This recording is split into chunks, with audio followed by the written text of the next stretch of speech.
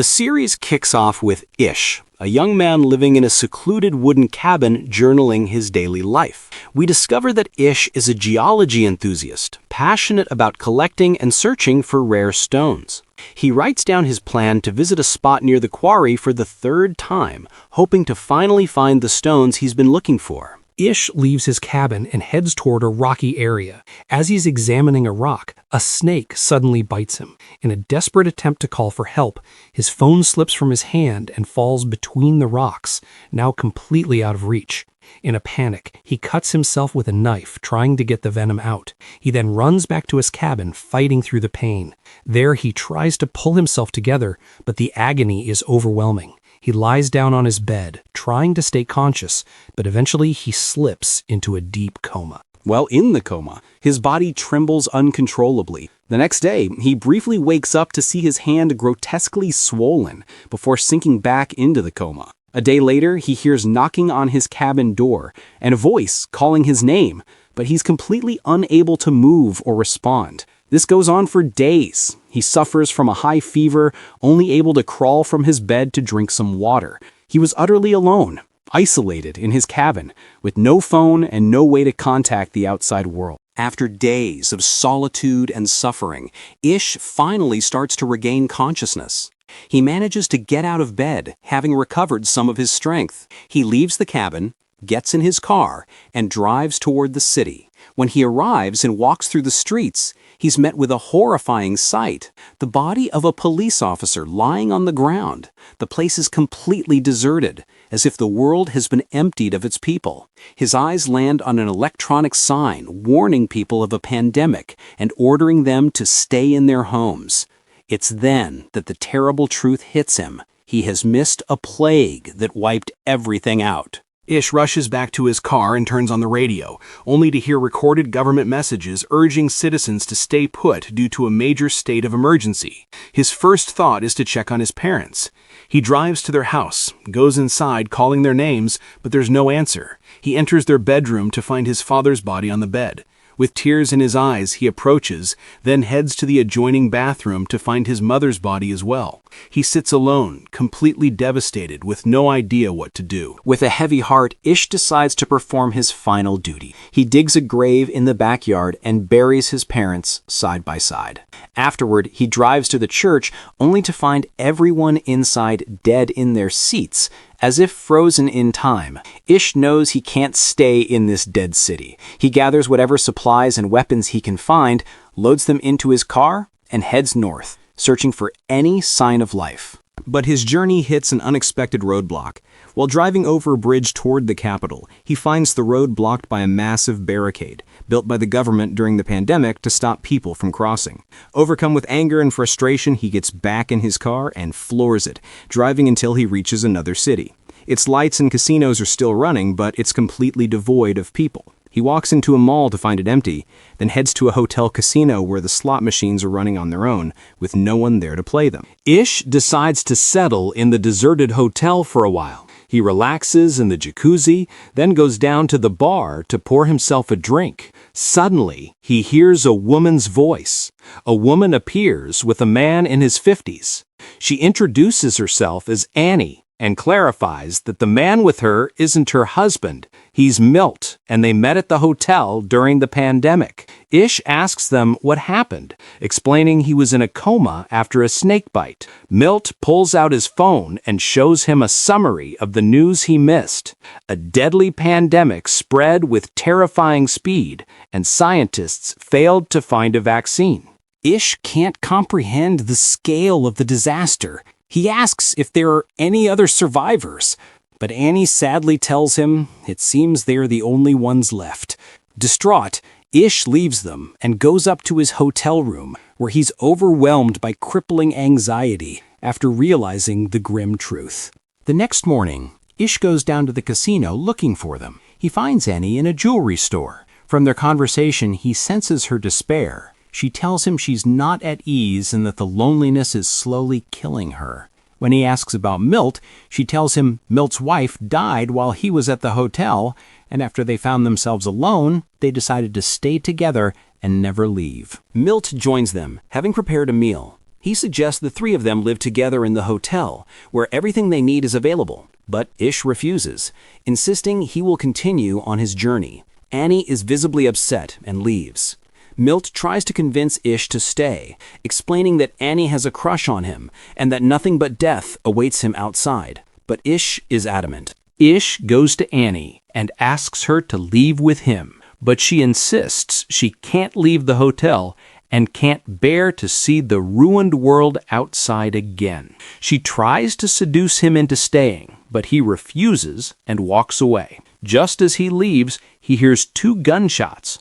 Annie and Milt had decided to end their lives together. Ish drives away at top speed, consumed by anger and turmoil. Suddenly, he sees Ish drives away at top speed, consumed by anger and turmoil. Suddenly, he sees a dog on the road and slams on the brakes just in time.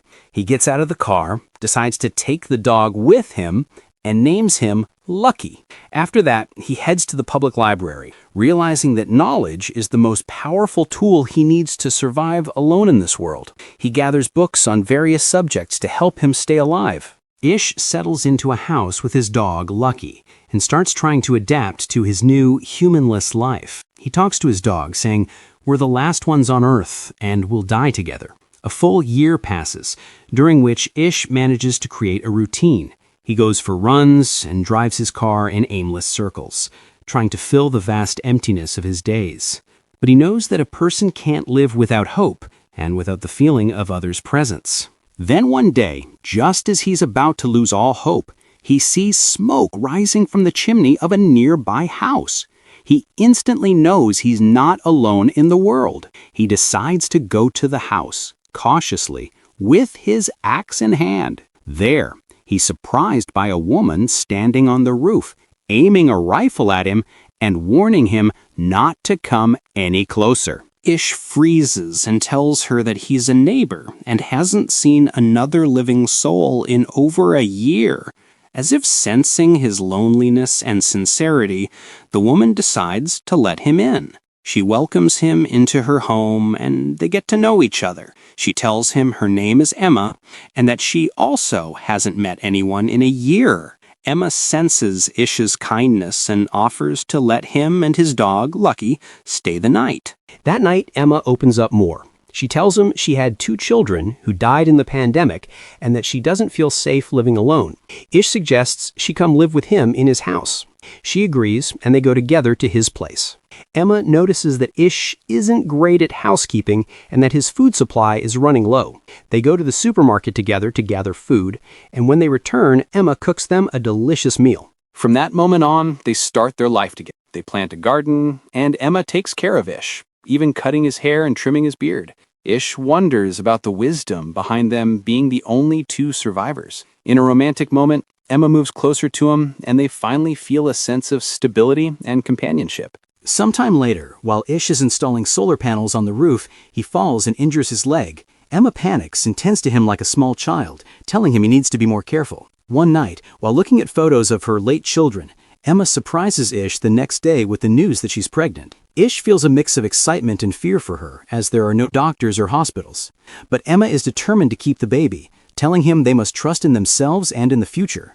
Ish is convinced by her words and heads to the library to gather books on medicine and childbirth, studying them to be prepared. Emma asks him to get her some meat, as she wants to nourish her unborn child. Even though Ish dislikes hunting, he takes his rifle and hunts a cow for her. That night, Ish successfully gets the solar power system running, lighting up the entire house. But their joy is short-lived, as a huge swarm of rats is attracted to the house by the smell of the meat. They try to get rid of the meat quickly, but forget their dog, Lucky, outside. The rats attack Lucky, so Ish rushes out to save him, letting some of the rats into the house in the process, which he then shoots until they're all gone. A few days later, the rats disappear as cats begin to populate the area. As Ish steps out of the house, Emma goes into labor. Ish tries to be by her side, recalling everything he read in the medical books. Finally, she gives birth to a beautiful baby girl whom they decide to name Heather, after Ish's mother. 6 years later, we see Emma spray painting their address on walls in the city, hoping other survivors might see it. And someone does. One day, while Ish is driving, he hits a mountain lion. He gets out of the car to find the animal in pain and decides to put it out of its misery. But before he can shoot, he spots a little girl in the woods. Surprised by her presence, he follows her, but she runs away in fear. He manages to catch up to her and she screams. He tries to calm her down, telling her he has kids her age and won't hurt her, but she doesn't speak and just keeps screaming. Ish returns to his car and waits for her, hoping she'll change her mind. When she appears, he offers her an apple, which she devours hungrily. She gets into the back of the truck and he takes her home. There he introduces her to his wife Emma, his daughter Heather, and his son Alex, but the girl remains silent. At the house, we learn that another couple, Jorge and Maureen, are the ones who found the address Emma had written on the walls 6 years ago, and Ish and Emma have taken them in to live in the neighboring house. The next morning, Maureen tries to approach the little girl and notices scars and wounds on her hands.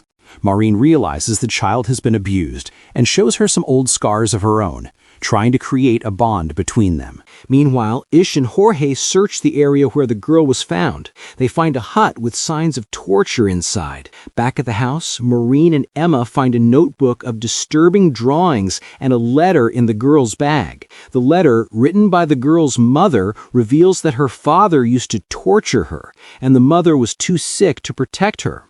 The mother begs whoever finds her daughter to take care of her. Through the letter, they learn the girl's name is Ava.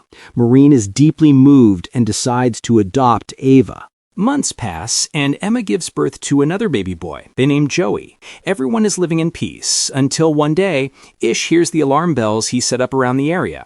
Everyone gets on high alert, and Emma is surprised in the woods by a group of strangers. A woman named Molly, holding a rifle, a man named Ezra, his wife Jane, and their young son, Rafe. Despite Ish's hesitation, Emma invites them to their home. Molly tells them she's a doctor and that she was married to Ezra before he married Jane. After the pandemic, they reunited as one family. Emma offers them the vacant house next door, which worries Ish, who doesn't trust strangers. But Emma convinces him that they need to build bridges with the world, not walls to isolate themselves. The next day, they all go to the city to gather supplies. Molly enters an old hospital and finds a secret pharmacy filled with medicine and antibiotics. Ish realizes the importance of having a doctor among them and starts to feel more at ease. Another 6 years pass and everyone is living in harmony. But tragedy strikes again. After a severe storm, Ish finds his loyal dog Lucky dead in the yard. A few days later, while the children are playing, the mountain lion Ish had hit years ago reappears and prepares to attack. Ish screams a warning, and the lion attacks him instead, dragging him into the woods. At that moment, Eva speaks for the first time in her life, screaming for help. They rescue Ish just in time, and Molly takes care of him despite his critical injuries. Emma, filled with rage, takes her rifle, goes into the woods, and kills the lion. The next day, Molly confesses to Ish that she's not a real doctor and that she failed out of medical school but was lying to feel important. Ish tells her she saved his life and that she is indispensable to them. Another 3 years go by. Alex and Heather are now teenagers, curious to explore the outside world. After some persuasion from Emma, Ish reluctantly agrees to let them go on an exploratory trip with Rafe. They bid them farewell, and their journey begins. Sometime later, the water stops running in the house. Ish and Ezra go to the main water tanks in the city to find the pipes have corroded. Just then, they spot a caravan of people approaching and rush back to their compound. The caravan arrives at their gate, and their leader introduces himself as Charlie. He offers to help them dig a water well in exchange for fuel and food. Ish agrees, despite his unease about Charlie. Charlie's men succeed in finding water, but when Ish reminds them of the deal, Charlie denies it and tells him he's decided to stay. That night, Ish sees Charlie leaving Eva's trailer and realizes he has assaulted her. Ish and his family decide they must act. They set a trap for Charlie, and Ish confronts him. In a climactic moment, Ish hits Charlie with a hammer and kills him. In the morning, they give Charlie's men a choice: live with them in peace or leave. Everyone decides to stay except for a man named Silas, who is standing guard for Charlie during his assault on Eva. They banish him from the community, and life returns to normal. Years pass, and Ish's youngest son, Joey, Years pass, and Ish's youngest son, Joey, dies from a mysterious virus. Around the same time, Heather returns from her journey, alone and grief-stricken. Rafe was killed by Silas, who had found them and murdered him out of revenge. Ish loses all hope, but Emma once again convinces him of the need to build a future for their children. While going through his late son Joey's belongings, Ish finds plans for a radio tower to communicate with other potential survivors in the world. Ish decides to honor his son's dream, and with everyone's help, they build the radio tower. Heather remembers seeing strange numbers with Rafe on their journey, and Ish realizes they are radio frequencies. He sends out a signal on that frequency, and to their astonishment, they get a response. 30 years later, we see an elderly Ish, now a grandfather, and the area of San Lugo has transformed into a large, thriving community. They have finally succeeded in building a better future and achieving the peace they had always dreamed of, and the series ends on this hopeful note.